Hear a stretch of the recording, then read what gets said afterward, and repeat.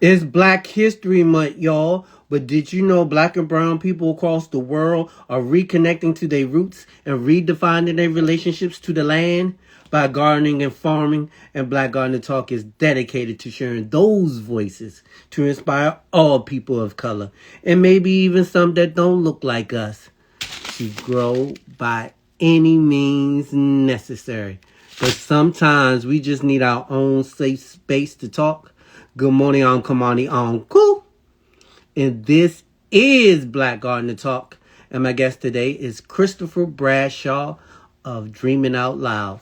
Let me see where he is so we can get started. Hello everyone. Let me know what y'all growing this year. Put it in the comments. Let me know what you're growing this growing season. Let me find Christopher.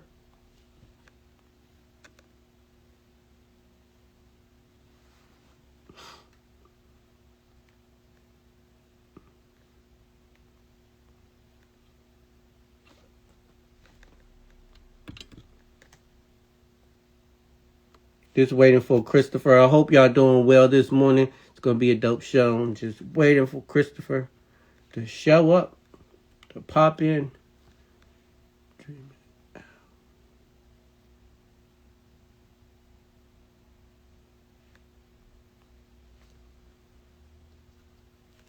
Don't see him.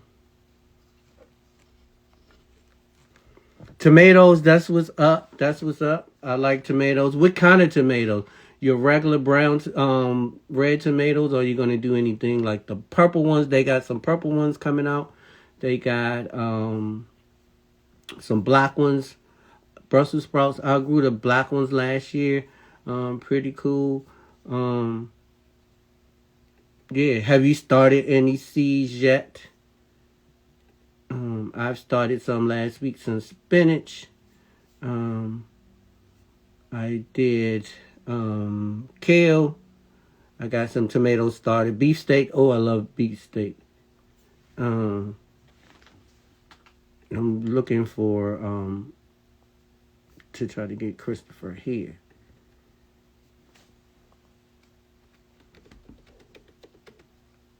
Be patient, y'all. Oh, here we go.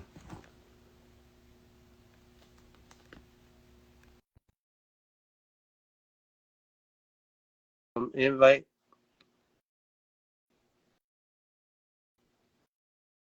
Okay, here we go. Hey, what's going on? Hey, not too much, man. How you I'm doing? doing good. How are you feeling? Good, good. I'm feeling really good. I just came from boxing. Oh, you do boxing? Yeah. Who you Uh-huh. working with? Cause I work with a guy named Kwame. Uh, it's at the Y. So my instructor's name is Okay. the Anthony Bowen Y, 14th and W. Okay. Yeah, this is all the way uptown, but yeah, Kwame is my coach right now, and yeah, we do that every week. Usually it's on Sundays morning. Get me up early in the morning. Get me right for Yeah. 24. Uh, Yeah. so, folks, this is Christopher Bradshaw for Dreaming Out Loud. Thank you for joining me this morning. Yeah. I know there was some hiccups trying to get you. I was trying to look for Dreaming Out Loud DC, but couldn't find that.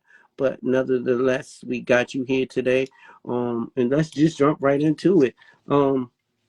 What's your first memories of gardening? Let's start there. Yeah, man. My first memories of gardening come from back in Morristown, Tennessee, at my grandmother's house. Um, So across the street is about an acre of land that we own. And so my uncle Walt, he worked at a factory, but after work, for fun, he would garden that whole acre essentially. And so, our whole family would be involved. And as a kid, I was out there, running across the squash mounds and planting corn and all sorts of things.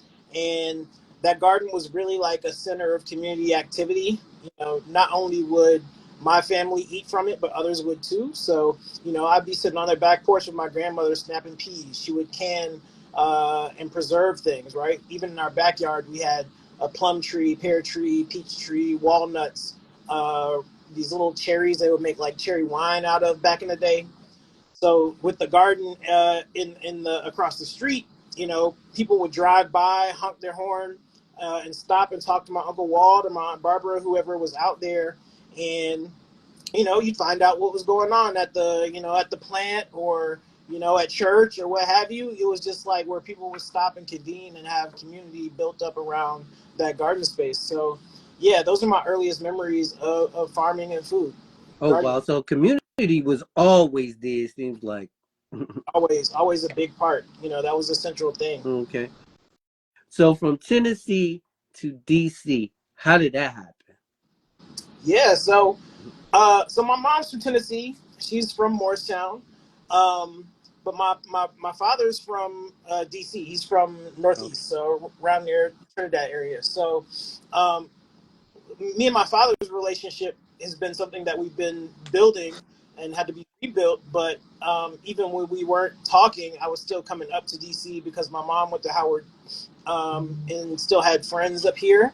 And we had other family that was from the area too. So Okay. my aunt lived on by the Safeway on Georgia Ave, up by uh, like right before you get to Walter Reed. Um, we have Deb and Sam. Like they live in the Northeast. Folks, moved out to Mitchellville and Upper Marlboro now. You know how that goes. But we always had family and friends in the city, so we would always come up here. Even for like Clinton's inauguration. Like I remember, back in the day when the team was winning and stuff. Like we were up here for some of those things. So it was always like a second home when you think about it. Okay, cool. I mean, I wanted to get the connections. That so Tennessee to DC, but your dad was from this area and your mom was down there, Right. and so Came up that's in 2000, so I've been here since 2000 myself. okay. So that I mean that was good to know because I was like, okay, he's from Tennessee. How do you, you know, the traveling part and that story is always fascinated by me Mm, because my family traveled from abroad to North Carolina and then from North Carolina to Maryland, and it was like, oh wow, mm, that connection is really crazy. You know what I'm saying? yeah, But that's a good thing to know. So you here in DC. What made you want to start growing food? right. So it all I always was involved in social justice movement type work in spaces. Even as a kid, my mother worked at the Highlander Center, which trained a lot of the civil rights workers and civil disobedience. The "We Shall Overcome" was written there, so I was always steeped in and raised around movement work. So I always wanted to be involved in the struggle for Black freedom. I never knew how it was going to come together or manifest, but as I got to school, on campus, Amnesty International was actually the most radical organizing group on campus at the time. Fonta Gilliam, Ebony Glenn, uh, Courtney Bailey, Akila, all these incredible women who were really leading that organization and leading a lot of the work around prison reform, political prisoners, all these different things I was being exposed to. And food was sprinkled in that mix, as I was, learning about different social justice movements in school. As I started doing more community work out in the city, I could see a lot of the connections to food, but also the socioeconomic struggles, and I just wanted to play a part. We were figuring out how to get plugged in and like having ideas around youth development and working with a friend, Marsh Lorena, who had and my business partner at the time, Mark Shelton, down at the Arc. We started doing like photography classes and all these different things for youth. But along the way, like food kept on popping up.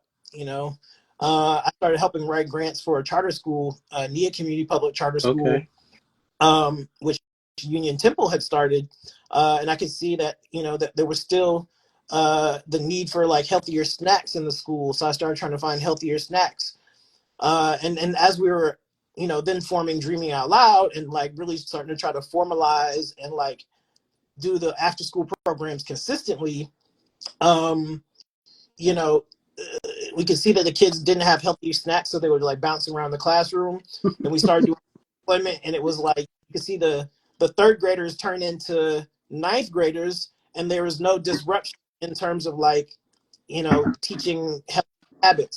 And so the kids would come to SYEP with like honey buns to Arizona iced tea for breakfast and literally be sick to their stomach at 9, 10 o'clock in the morning because they didn't have the right diet to make it in the heat when you're doing physical work, because we were maintaining parks and trails at Fort Mahan and Fort DuPont.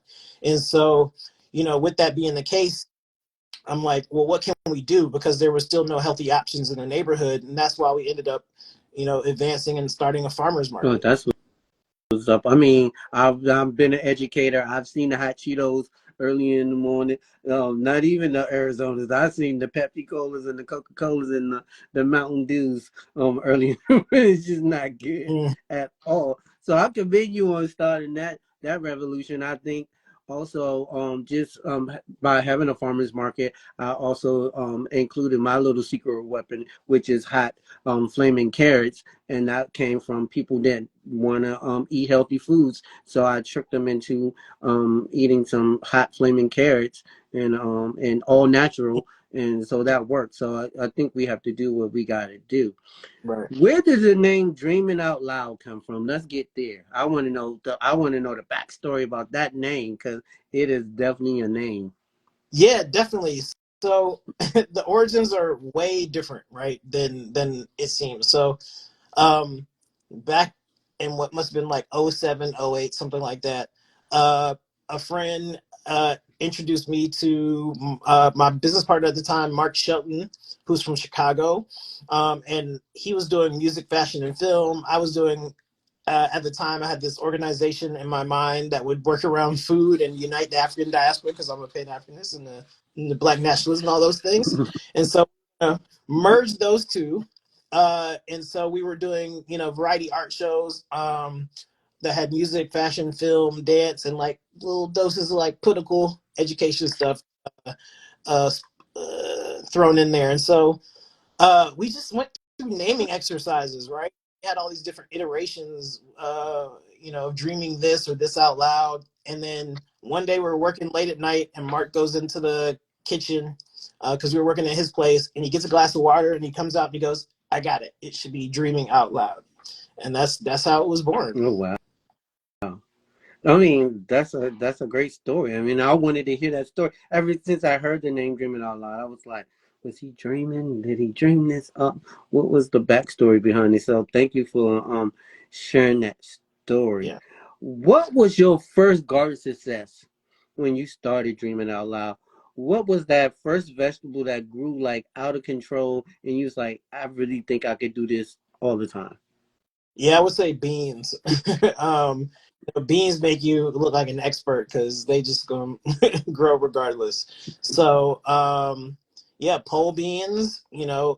It just literally seemed like magic. Like James the Giant Beanstalk. Like it literally felt like you could see God at work undeniably when I watched it grow. And so, even working with young people, in the after school programs, just getting a little Dixie cup and some soil and a bean, just watching them be astonished by it, you could see how powerful it was. And so, you know, that was really the first thing that was like, yeah, I got to learn more. I want to go deeper.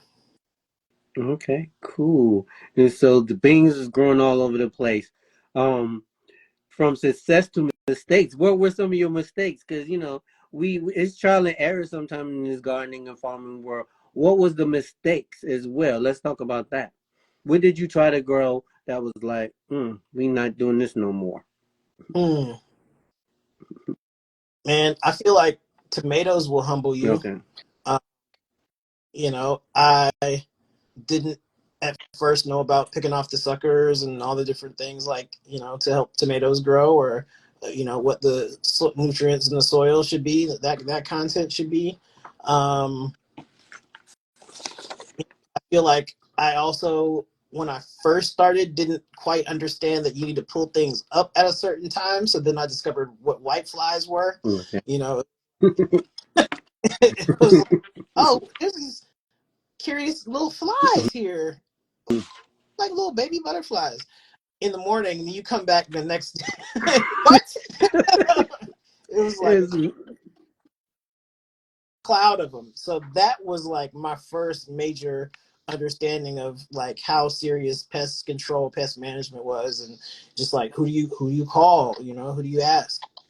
Okay.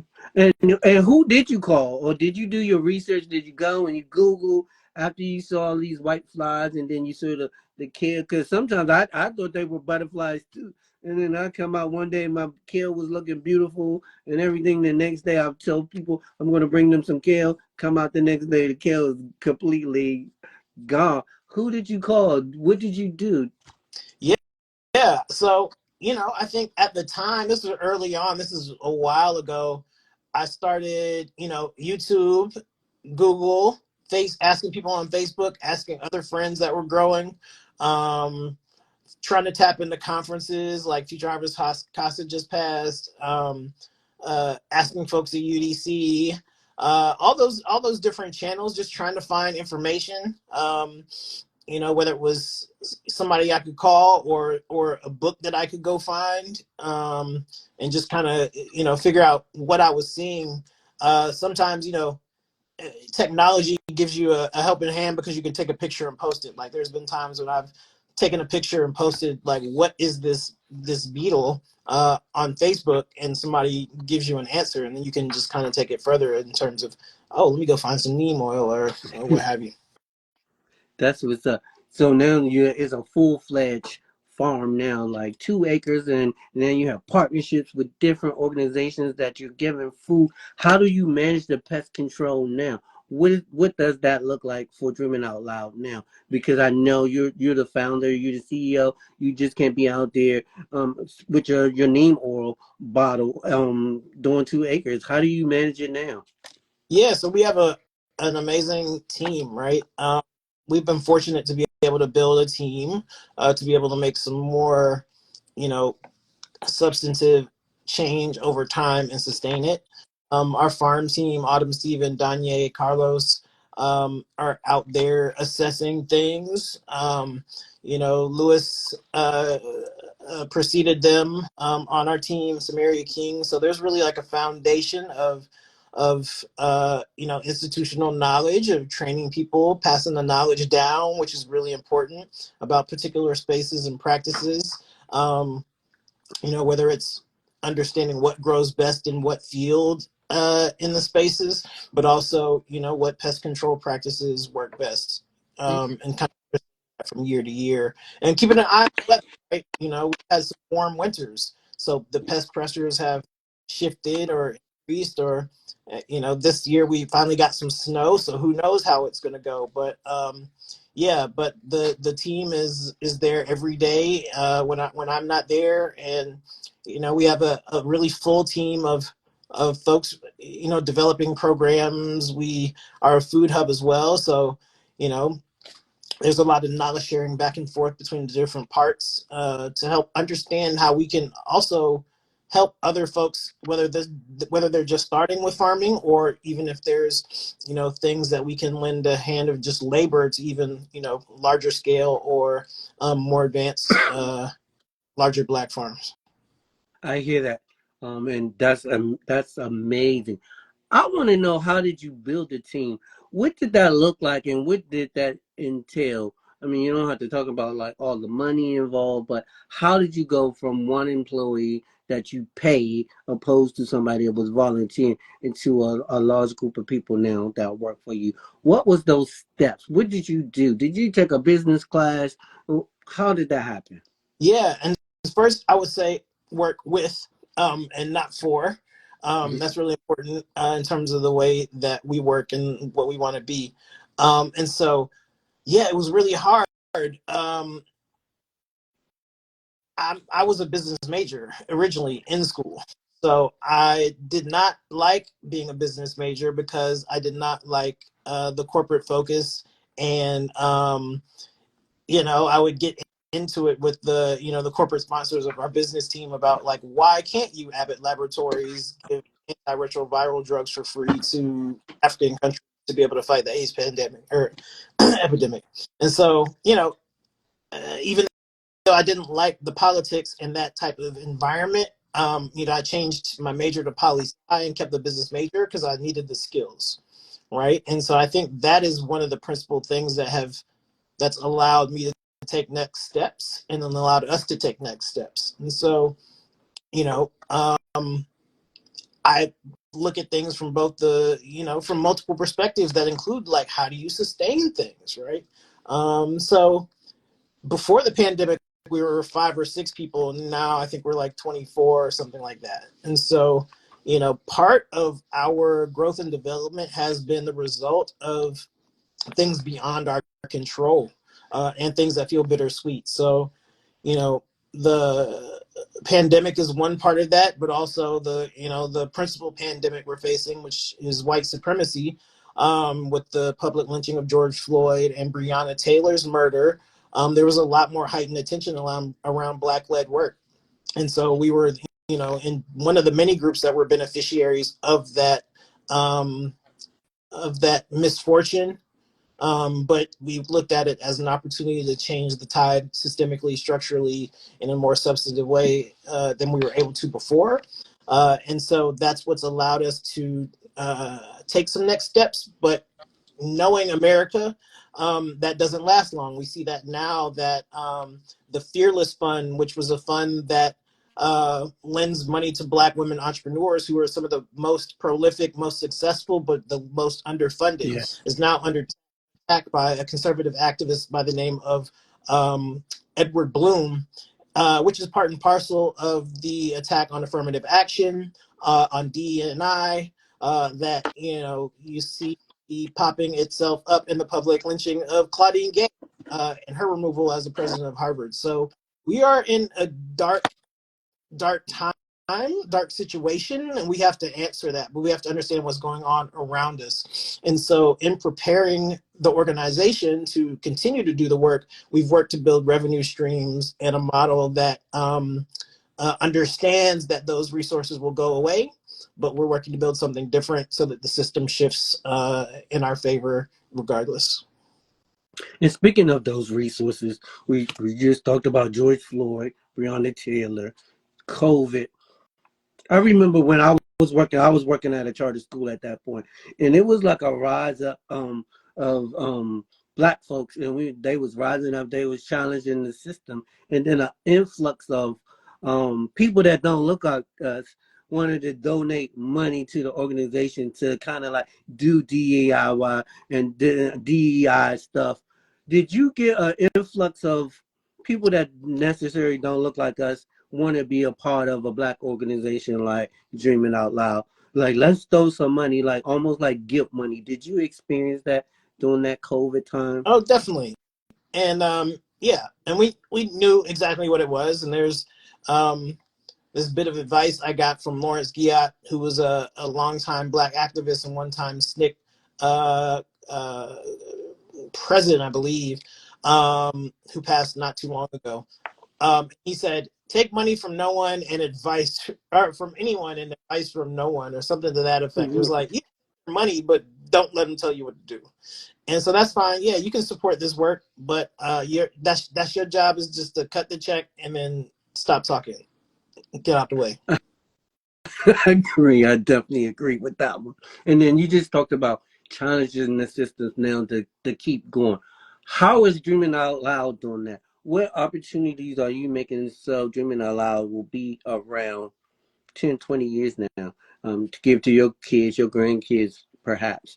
What are you putting in place? And yeah, what are you putting in place to keep the change going? Yeah, so we are a collection of farmers and food makers, of folks who are dedicated to the purpose, right? Even those of us who aren't farming or making food every day, they're supporting in some way, whether it's through communications, through grant writing and fundraising, through program administration and development. And so what we are putting in place for the long haul, things like our project at 13th and Marionberry Avenue Southeast. We started construction this week on this 4,700 square foot food hub and grocery store, small grocery store, which is a part of what we believe our future will be. Um, we also want to buy some land, right? We're Okay. on Department of Parks and Recreation now, but owning land sets us on a path towards food sovereignty, and sovereignty is a major and core principle to the work that we do individually and within this Black food movement. And so those are some of the things that we want to, or that we are moving forward. We're also formed a benefit corporation as well, so that we can be a worker-owned social enterprise. And so these are the, the parts that we think will be a part of our future and the ways we want to see things done, right? In community hands, in workers' hands, in folks' hands that haven't had the say-so previously. And that gives you a base to be able to challenge the status quo, I feel like people are ready for that. They need it. We need leadership, and we want to be a part of that. And we have a leaderful movement, and we're just one piece of the puzzle. Oh wow, that's just so powerful. I mean, just me and you just being on here, just as two Black men being on here and talking about food sovereignty. You know what I'm saying? It's like it's incredible to me. I'm still always in a awe. Sometimes every time I have someone on and I feel their stories. My dad came from a Black Panthers movement. You know what I'm saying? And I saw it all different types of ways. I remember going to high school. Well, I ended up going to a high school, and I was like maybe 12 out of 12 Black folks that went there, and I was really, really shocked. So I'm loving it. Talk about this food hub. So you just broke ground, or you started construction on it. What made you want to step into that arena to also just create a hub? And now you said a small grocery store. Yeah, definitely. So, in the urban environment, growing on two spaces, we have one farm in Ward 7 behind Kelly Miller Middle School in Lincoln Heights, and then we have another behind Fort Stanton Recreation Center. And, you can't feed the whole neighborhood uh, off that amount of land. And so you need other farm partners, you need other collaborators. And so at that point, when you are working with other folks and bringing in produce from other people, you are essentially a food hub. So then the question is, do you want to try and scale the food hub and grow it more and see how many jobs you can create, how many opportunities you can create, what things you can, systems you can challenge, the status quo you can challenge on who's getting contracts and who's being able to feed our children what food in the schools and what have you. Then you can start having those conversations, because you're fighting uh, in a different sphere of the food system. And so that's essentially what we pivoted towards. And we've been doing it for a while, chipping away at things. And then, when the pandemic hit and you couldn't access the global food supply chain, right? The tomatoes from Mexico or Ecuador or wherever they were coming from weren't getting here anymore, or took longer. Well, that was the local supply chain that was keeping food on people's plate, keeping our communities fed, and the importance of a resilient local food system was even more important. And so, but with that happening, the same patterns of discrimination, of denial of access to the resources and the funds, was still taking place at the same time. And so being able to see that happening real time and voicing it, is a part of what our role is. When something's wrong, we say it loudly, we work to intervene by any means that we can. And so here we are. That gave us the opportunity to connect with other folks that were thinking similarly, that have other farms that could play a role, that have other skill sets that can play a role. And so here we are, putting this physical infrastructure deep in the neighborhood to be able to make a difference in the food system and the way that the food economy works in our neighborhoods. That's incredible. I mean, I work over by Stanton, and I always go down by where the swimming pool is, and I always see like those tunnel things up there in the back. I was like, what is that back there? So now that I know, which is really, really cool. And speaking of this hub and grocery store, what is the timeline for like when it will open? Right. So construction will conclude and the project will be delivered in July, by July of this year, fingers crossed. Um, and then we will work to operationalize the back end, the food hub part. So we actually do cut fresh fruit and vegetables for about 15 to 18 schools already. Um, we also make granola. There's a lot of things that are happening in the background that we need to move those operations over, get everything settled on that end. We'll still be doing grocery delivery, which you can do now at dolgrocery.org, which you can also find on our website. So people will still be able to get groceries while we work to train folks and figure out the retail aspect of the project that will function like a grocery store. With the space, we'll be able to share it with probably about 4 to 6 other, food businesses or cooperatives. So we'll be able to, before we open the retail side, figure out who those folks are, get those folks operating and working within the space, and then we'll have a launch sometime in spring 2025. So midway this year, you'll start to see a lot of activity in that area, and then we'll work towards a launch next Oh, year. cool. How many jobs do you think, um, estimated jobs you would have by opening this food hub and retail space? How many jobs you think you will create? Because that's very important because you're right there smack in the middle of Ward 7 and Ward 8. How many jobs are you going to create? Yeah, that's a good question. So, if you're talking about the 4 to 6 food entrepreneurs, if they have 2 or 3 folks, you're creating or retaining jobs there. So that's a good, let's call that 12 or so. To operate the food hub side right now, even before we move, we'll be hiring 4 or 5 people before the start of the season, they'll then operate from that space. Then for the retail aspect, another 10 to 12, I would say. So you're talking at least, including a manager of the retail space. So you're talking a good 20 to 30 plus jobs in that immediate corridor. But what I think it can also do, because of its a lot of cold storage and a lot of shared kitchen space. So you can actually produce a lot that can support other spaces. So Okay. there's somebody that's opening a grocery project elsewhere, you have that supply chain of, black and brown and woman-owned farms and food makers and producers that you can channel into other projects and other spaces. So folks have even more opportunity to make sure that, like, when you go to a store in your neighborhood, that entrepreneur, that baker's bread could be baked at 1303, but you could see it at multiple places in the neighborhood.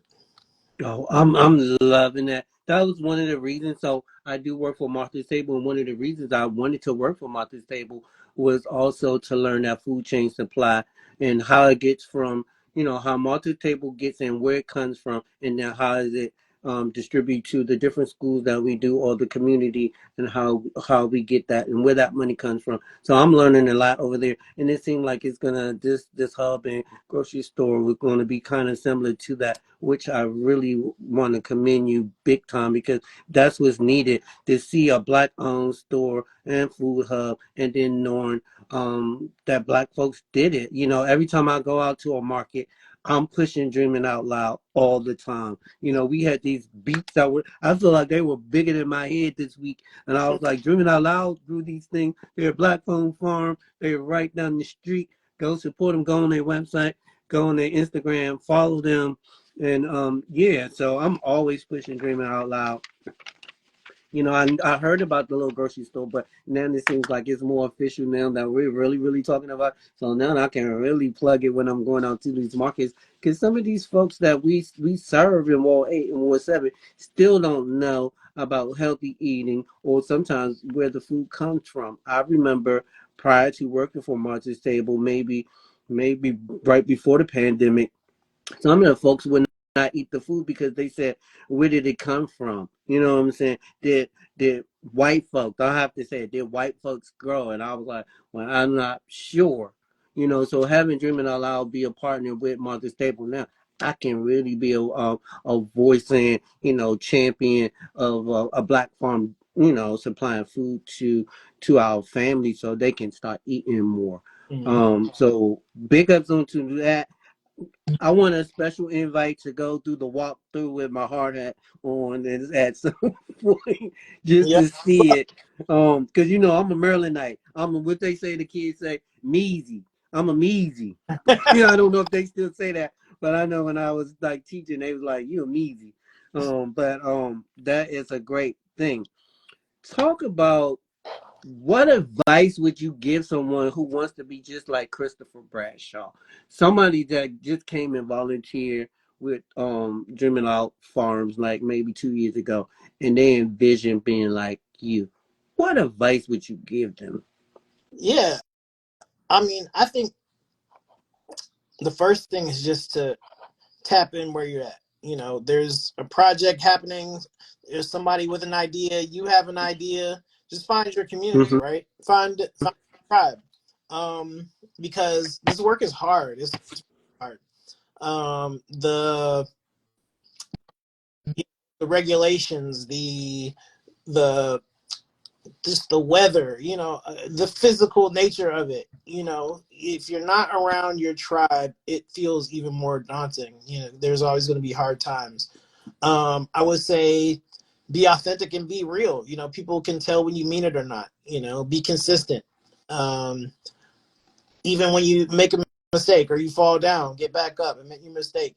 Have accountability. I think those are the things that have allowed us to progress, or me to progress, despite it all. And so, you do all that, hoping you'll see your breakthrough moment sooner rather than later, but you don't know when it comes. And that's why you have to stay consistent and stay faithful. That's what's up. I love that advice. I'm gonna take a little bit and pieces because I'm still striving for where I want to be. You know what I'm saying? So I really appreciate that advice. How do Christopher Bradshaw unplug? You like the CFO, the founder. I'm like you running programs. You out there at the garden. You at conferences. You opening and starting construction on a food hub and grocery store. How do you unplug? Like, what is your go-to thing to unplug on a daily basis to be like, okay, I got to be good so I can be good to do this? Yeah, yeah, definitely. So I've started getting back into the gym, which has been my happy place for real. I just went to the doctor this week. I was 212 pounds. I've been 223, so I got at least 12. My goal to get to 200 and below. So health goals, right? I um had been going, but like I stepped it up. You know, uh, Towards the end of last year, and just that helps me to clear my mind. I have more energy. I sleep better. All the things. I feel better about myself. All those things, right? I also take time for nature. I'm going to Nashville next week, which I haven't been home in a long time. Well, at least in Nashville, Morristown I go to a lot, but Nashville I haven't been. But I want to go to some nature hikes and see God's creation and just breathe better air. Get out of the city, away from the hustle and bustle. Yeah, I like to travel too.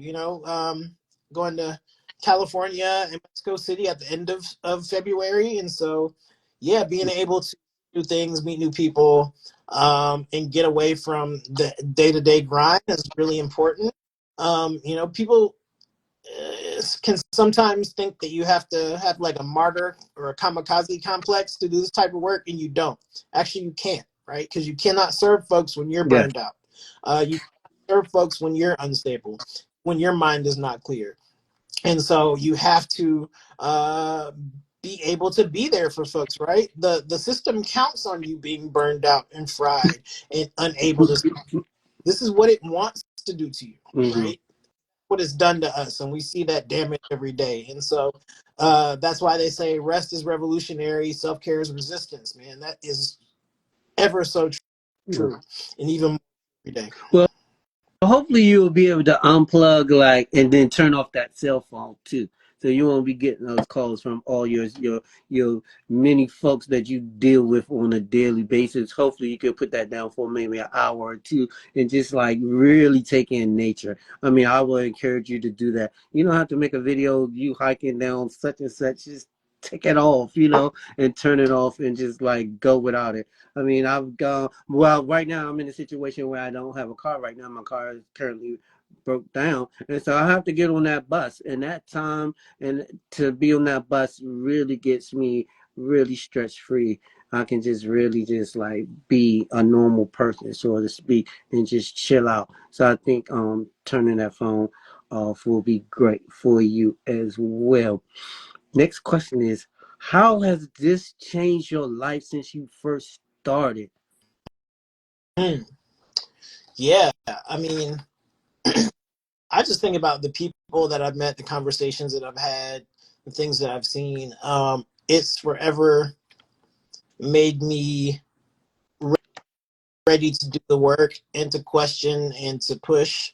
Um, it has given me perspective on how I want to treat other folks and how I want to show up in the world. Um, yeah, I think it's just been really a blessing to be able to serve in the way that I have thus far. And, it's made me ever more committed. There's times when it gets really hard. I think about when we were running a farmer's market at the Unity Healthcare Clinic on Minnesota Ave. And my mom came to one of the markets that day. And this woman came up to us and was like, "Man, I'm so glad y'all are here. I have HIV and sickle cell. And if this wasn't here, I couldn't get fresh food to eat that I needed to survive." Oh, wow. And my mom looked at me and said, "You can't quit." And so when I think about stories like that, when I think about situations like that, those things change you, right? It's like, how did she get in that situation? What didn't serve her? What kind of system puts folks in that position, right? Mm-hmm. And wants to stay there, and why? And what can we do about it? Incredible. I mean, I'm the volunteers now. That's an incredible story. And that's how it always is. You never know how much work you're doing or the goodness of what you're doing until somebody really stops you in your track and tell you a story like that. I mean, somebody approached me before and they were like, "You might not be getting the recognition." I was like, "Well, I don't really want a recognition of doing different things. I just want to help the people." They was like, "But brother, you're changing lives. You might not know it, but you're changing lives." And that sometimes that speaks a lot of volume. So I'm glad that your mom would happen to be there and this lady happened to come up to you and mention that, because that gives you more motivation to go, especially when it is hard out there. So don't give up and keep hearing those stories. And maybe, when you build out this grocery store and this food hub, maybe you have a whole video portion where you can get testimonials from people right there live in the store. I would love to see that, because I think the next step in gardening and farming is like we have to start including more tech into it. And so what do you think about tech, and how do you feel like tech is going to play into dreaming out loud? Yeah, tech and storytelling, being able to tell our stories, right? If we don't tell them, somebody else is going to tell them for us, and they're going to tell a lie, right? Right. uh, Exactly. Technology is a part of being able to disseminate those things, to capture those things. Tech in farming and food, we can see technology being applied, whether that's these vertical systems, these really high tech and very expensive systems that which are backed by venture capital, mind you, um, is going to play an increasing role. Um, but again, we don't own these things, right? So we don't have the depth of resources to experiment and test and get something patented, and then the hundreds of millions of dollars it takes to take it to market. And so we're being left out of these more tech advanced I don't want to call them solutions to agriculture and feeding people, these new methods of profiteering, utilizing technology and food. Mm-hmm. And so you can't ignore it, even though that's not necessarily our ministry. I've been to University of Arizona's Controlled Environment Ag Center, which trains a lot of the high tech um, uh, controlled environment ag folks across the world. It's like, Mm-hmm. so I've seen like the lunar greenhouse that's meant to grow food for astronauts, right, on the moon and be buried under the moon.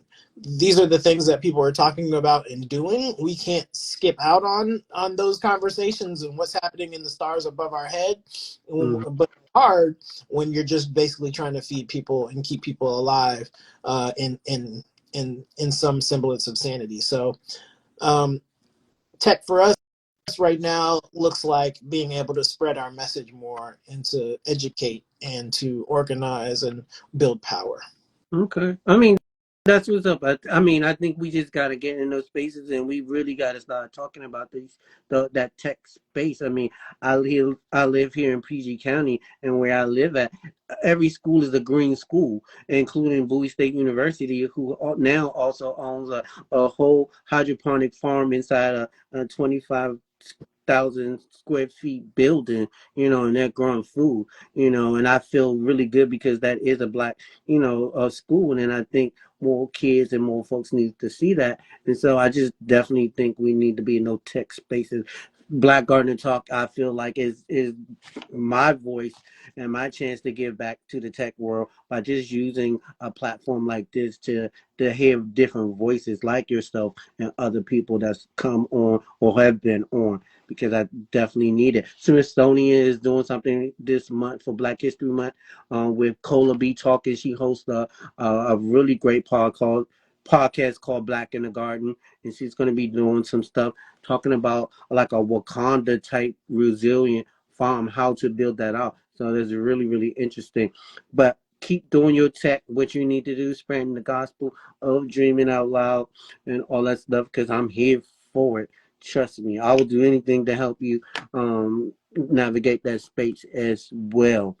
What do you enjoy most about this work? Besides And the story that you heard, what else do you enjoy most about this yeah, work? the people, especially the folks I'm with day to day, like my team is amazing, just beautiful people, all sorts of experiences, deeply dedicated to Black folks. And yeah, there's just not a day when I don't feel thankful for being around them. Mm-hmm. Being in community with people, uh, at markets or in the garden, kitchen spaces. There's just so many different aspects of food that bring so many different people together that no 2 days are the same.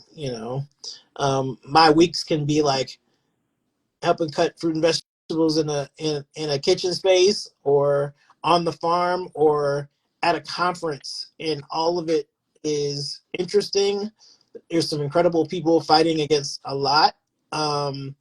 But just being able to be in the mix and be encouraged by people, help to encourage others and support, a common purpose of us all being free is just a beautiful thing every day. That's a great thing. Speaking of people that work for you, Mark James, I had Mark James on last year on Black Gardening Talk, and what I really loved, they got a kick out of it, was like he enjoyed the food aspect of it and eating the food. So I was like really blown away by that, and I just like every time I have a chance to talk to people, I always talk about this guy Mark James. He loves go-go and he loves the food at the farm. So I'm sure you work with some really great people. I need to come out Brilliant. to the farm and meet these people and talk with these people, because I get so excited to talk about dreaming out loud, and pushing that farm. Let's go back to just like growing food real quick, because I want to know, what was the hardest plant you ever tried to grow on the farm? Hardest plant. Um, yeah, I feel like I go back to tomatoes. I don't know why they just have perplexed me a couple times. Um, yeah, just learning. They're just different. There's so many different diseases for tomatoes. I don't know. They just were the hardest thing for me. Okay. Everything kind of came naturally. I would say um, learning more about okra. Once it starts growing, it just starts growing. You got to stay on top of it. Um, yeah, they all have their little peculiarities, things you got to watch out for. But for some reason, I'm just not the tomato guy. Okay. then that's fine because then you can when if you're not successful now with those you can lean on someone else who is, and when you have that food hub, there you go, you have your partner right there that can grow all those different types of tomatoes, that's close to you, and you build that relationship with them. How do you so yesterday when we was doing like a little, briefing how we were going to do this and everything, I talked about the beats, and sometimes black folks are not into beats as much as we should be. How do you decide what Dreaming Out Loud is going to grow and produce for the community? Right, And you can talk specifically about beats too, because that's an area that we need to really like get in tune with. right. So yeah, we what we grow comes from the community, right? It comes from surveys, from phone calls, from emails, conversations about what folks want to have available, right? And so you got a lot of folks from DC that are, can recall summers in North Carolina at their grandparents' house, right? And so those Southern classics are a major part of what Black folks want to grow. We love collards and, greens, mustard greens. We love okra, cucumbers. We love, tomatoes. We want our peaches. All those different things. Like when we are asking folks what they want, we're responding to from the community. And as it relates to beets, man, I like beets a lot. Beets are great for regulating your blood pressure. And so, I have a family history of high blood pressure. I have high blood pressure. And so beets are something I need to incorporate more of. We were talking about beets, and they're great with goat cheese and some balsamic vinegar or just a sprinkle of salt and pepper. Like beets are good to me. They're very earthy, and I love them. I'll grab some beet juice from the store every now and then, just chug that. So beets are great. They help with blood flow. Yeah, I like them. Need blood flow. You speak about blood flow. I do have some friends.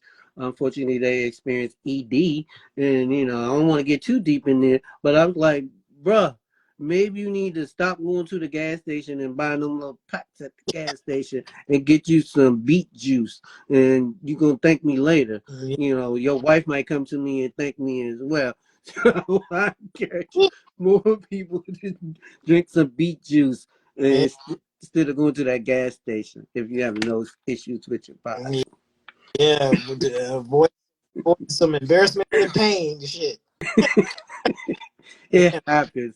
yeah. Let's talk about food again. More food, because you said you like beef. But what is your favorite plant to grow, and what do you like to eat? Like, what is your go-to? If I came to Chris Bradshaw's house right now and it was a full garden and you wanted to impress me with some dreaming out food, what would you cook? What would we have? Because it's usually your go-to to show off to people. What is your go-to food? Whole fish.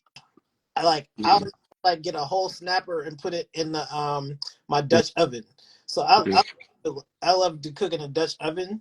So just like a whole rainbow trout, a whole rockfish. Like I love to cook a whole fish. And so we have spice blends. So I'll use our own spice blends or herbs from the garden or vegetables. So yeah, anytime I can, take that time, and cooking is very therapeutic and relaxing, just to be able to um just take the time and prep, especially if you have somebody you want to prep and cook with. That's even more to the good.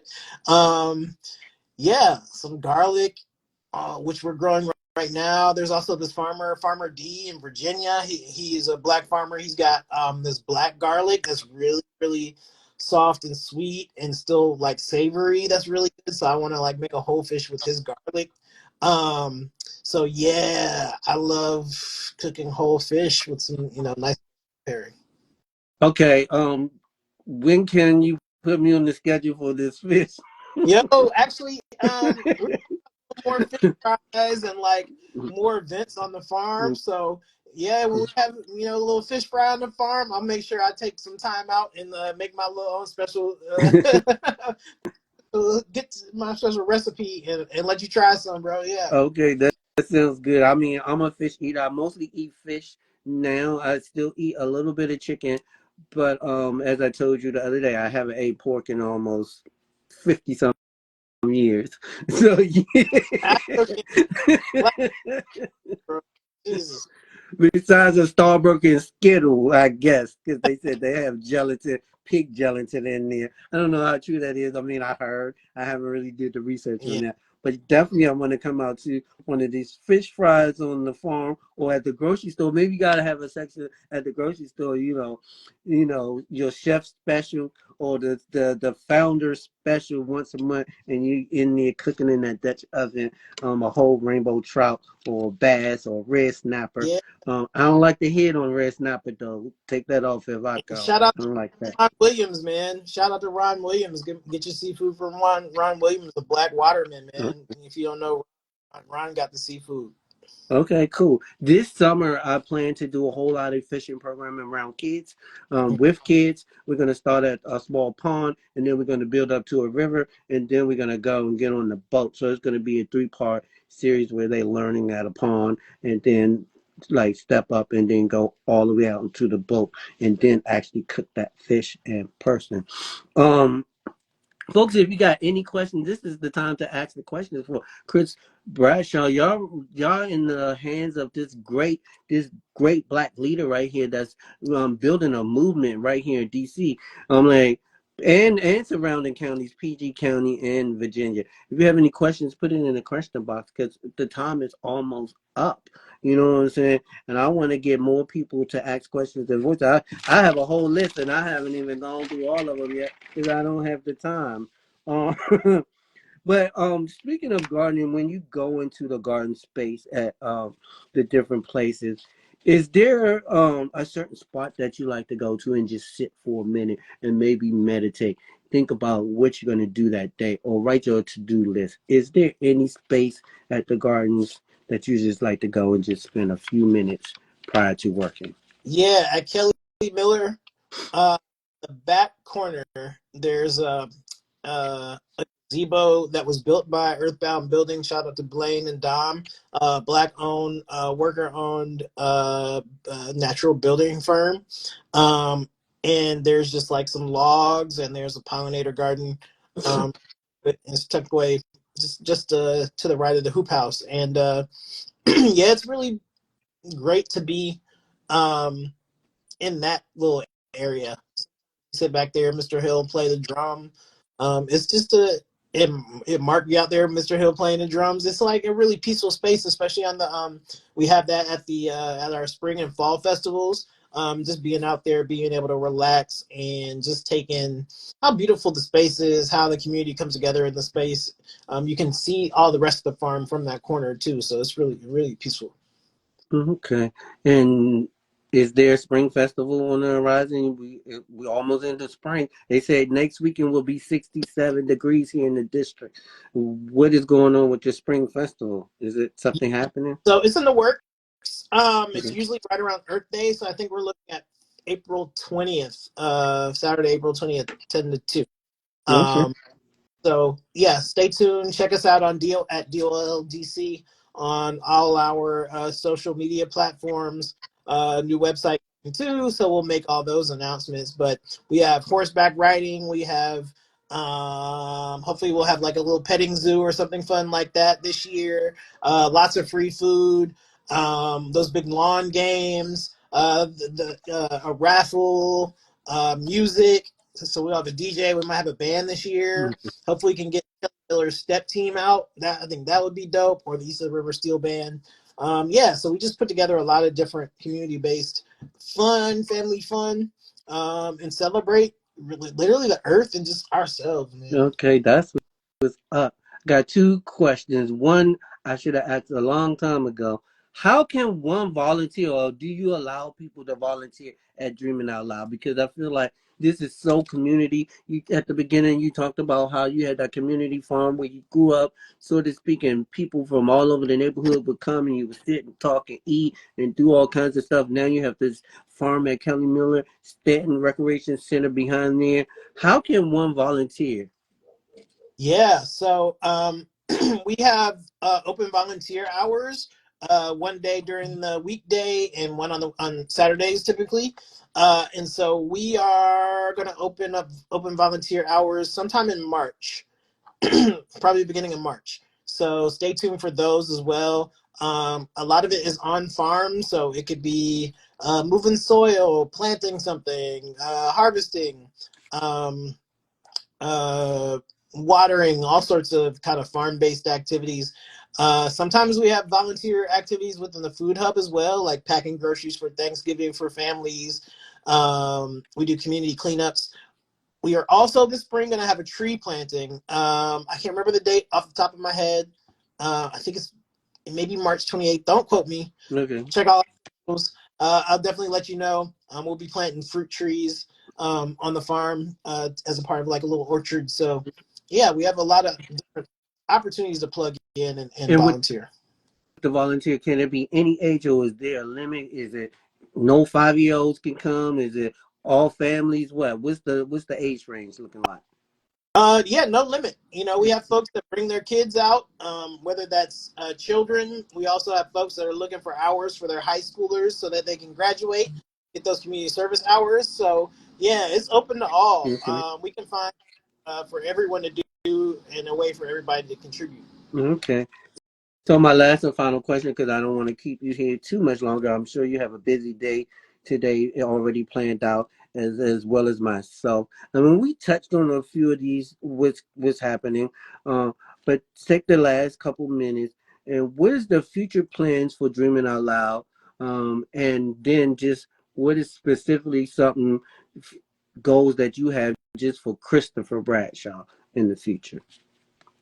Yeah, for us, the future of DOL, you know, actualizing the space as you know a major need in the community, sure that fulfills its promise and potential.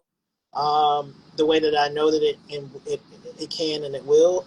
And then for myself, just yeah, just making sure that I have some time to do things like write or tell our story. To also just sit and do not a damn thing. And Also, nothing's wrong with right, that. you know, to travel, you know, start a family, all those kind of things that like, you know, you think about and just in God's timing it will happen. So, you know, let me just yeah, settle into just other parts of life. You know? And that's a great thing. I mean, and I encourage you to do all those things you said, like stay in the gym, get to that weight goal that you want to go to, and get that hub, that food hub, plant those fruit trees because it's nothing like having fruit right off the space right here. Like I can go out my back door and grab peaches and pomegranates now and apricots, and so it's a great thing to have. I want to be out there planting the trees, so let me know,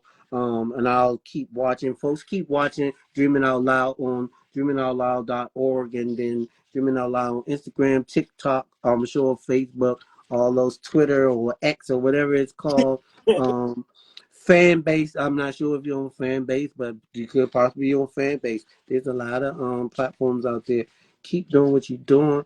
Chris, I thank you so much. You don't know how I feel right now. I feel really special to have you on today. For some reason, I've been trying to negotiate you coming on for such a long time because I just feel like I see you. I see me and you. Um, and I might be a little bit older than you, but I do see myself in you, and I want to walk in your shoes too. And I just want to big you up, congratulate you on all the things that you've done. Maybe someday I might be working for Dreaming Out Loud. I don't know. Who knows? I appreciate But it so keep much. doing your thing. And then I'll let you go. I always leave with live your life healthy, free from negativity, and always black people. We gotta stay dope. All right. Peace. All right, peace, brother. Thank you. You welcome.